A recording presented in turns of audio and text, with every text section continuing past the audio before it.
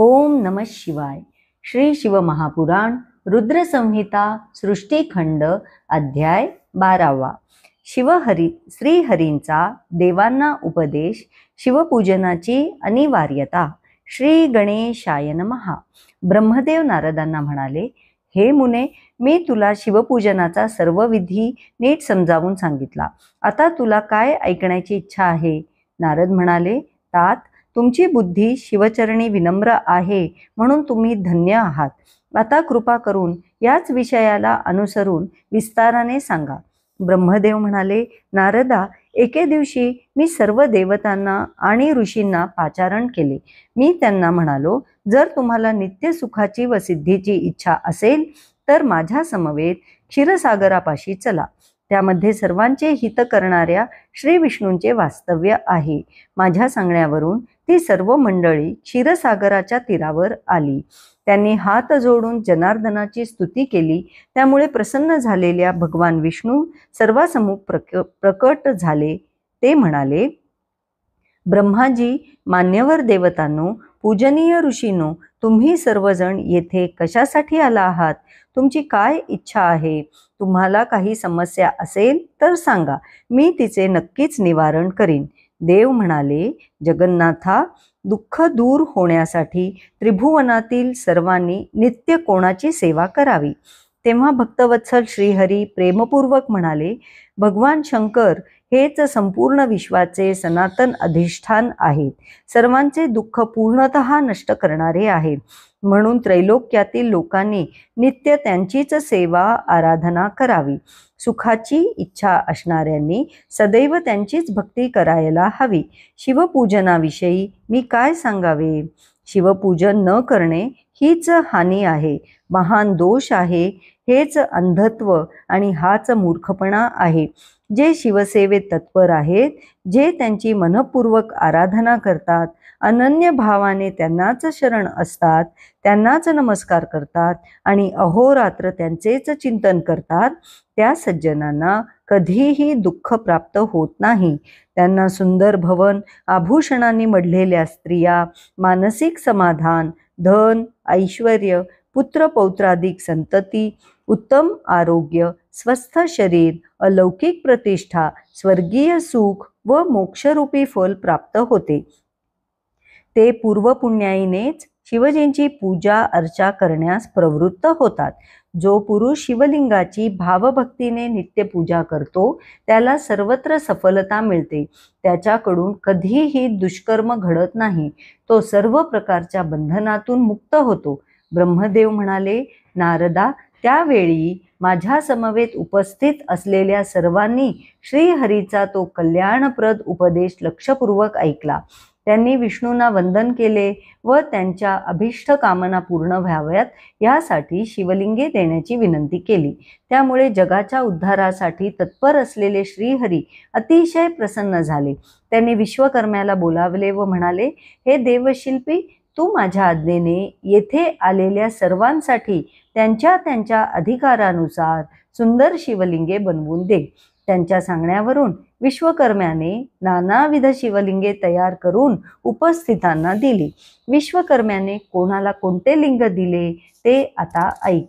त्याने इंद्राला पद्मराग मण्याचे, कुबेराला सोन्याचे, धर्मराजाला पिवळ्या अर्थात पुष्कराज मण्याचे, वरुणाला श्यामवर्णाचे, विष्णूंना इंद्रनील मण्याचे, मला सोन्याचे, विश्वदेवांना चांदीचे, वसुगणांना पितळ्याचे, दोन्ही अश्विनी कुमारांना मातीचे, लक्ष्मीला स्फटिकाचे, आदित्यांना तांब्याचे, चंद्राला मोत्याचे, अग्नीला वज्राचे म्हणजेच हिऱ्याचे, ब्राह्मण आणि त्यांच्या स्त्रियांना मातीचे, मयासुराला चंदनाचे, नागांना पोवळ्याचे, देवींना लोण्याचे, योग्यांना भस्माचे, यक्षांना दह्याचे, छायादेवीला पिठाचे, ब्राह्मणीला रत्नाचे व बाणासुराला पाऱ्याचे लिंग दिले.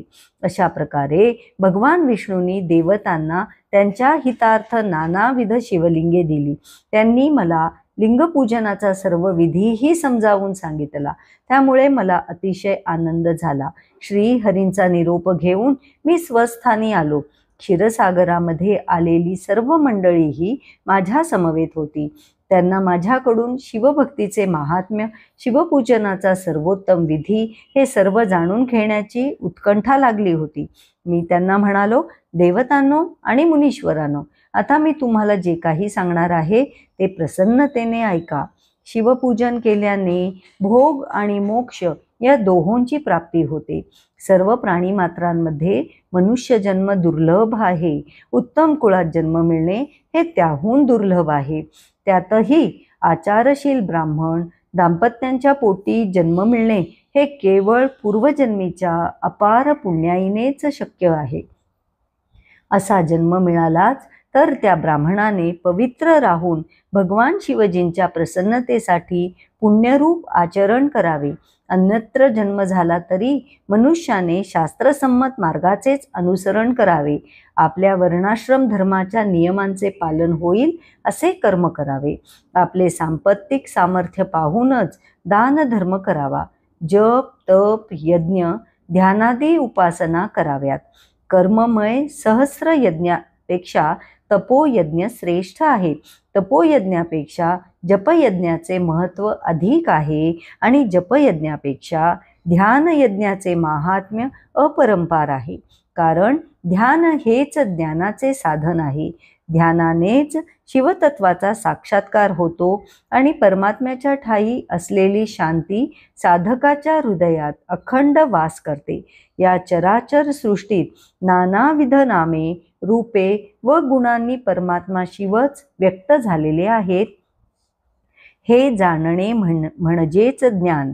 जोपर्यंत हे ज्ञान अर्थात तत्वज्ञान अवगत होत नाही तोपर्यंत मनुष्याने प्रतिमापूजन आदी सत्कर्मांनी शिवाराधना करणे अत्यंत आवश्यक आहे. त्याशिवाय मनुष्याची आध्यात्मिक प्रगती होतच नाही.